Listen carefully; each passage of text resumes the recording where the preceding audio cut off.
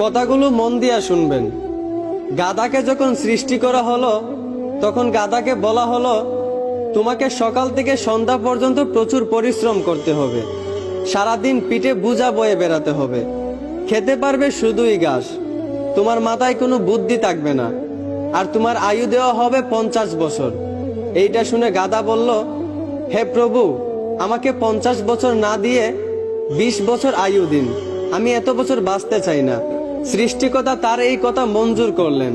তারপর যখন কুকুরকে সৃষ্টি করা হলো তখন কুকুরকে বলা হলো, তুমি হবে মানুষের একজন কাছের বন্ধু, আর তোমার খাবার হবে মানুষের থেকে যাওয়া জুটা খাবার, আর তোমার আয়ু দেওয়া হবে 30 বছর।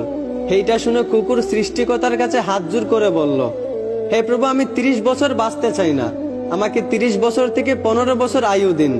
সৃষ্টিকর্তা তার এই কথাও মঞ্জুর করলেন। তারপর যখন বানরকে সৃষ্টি করলেন তখন বানরকে বলা হলো, তুমি শুধু এই গাছ থেকে ওই গাছে ঝুলতে থাকবে আর মানুষকে বিনোদন দেওয়ার চেষ্টা করবে, আর তোমার আয়ু দেওয়া হবে 20 বছর। এইটা শুনে বানরও হাত জোর করে সৃষ্টিকর্তার কাছে বলল, হে আল্লাহ, আমাকে 20 বছর না দিয়ে 10 বছর আয়ু দিন, আমি এত বছর বাঁচতে চাই না। সৃষ্টিকর্তা বানরের কথাও মঞ্জুর করলেন। তারপর আসলো পুরুষের পালা।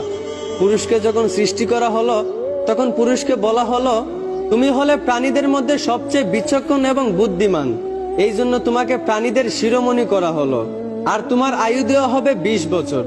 এইটা শুনে পুরুষ সৃষ্টিকর্তার কাছে হাত জোর করে বলতে লাগলো, হে প্রভু, 20 বছর আয়ু একদম কম হয়ে যায়, আমি আরো বেশি দিন বাঁচতে চাই, আপনি বরংস গাধায় যে 30 বছর আয়ুটা ফিরিয়ে দিয়েছিল ওই আয়ুটা আমাকে দিয়ে দিন, আর কুকুর 30 বছরের মধ্যে যেই 15 বছর আয়ুটা ফিরিয়ে দিয়েছিল ওই আয়ুটাও আমাকে দিয়ে দিন, এবং বানর 20 বছর থেকে যেই 10 বছর আয়ুটা ফিরিয়ে দিয়েছিল ওই আয়ুটাও আমাকে দিয়ে দিন।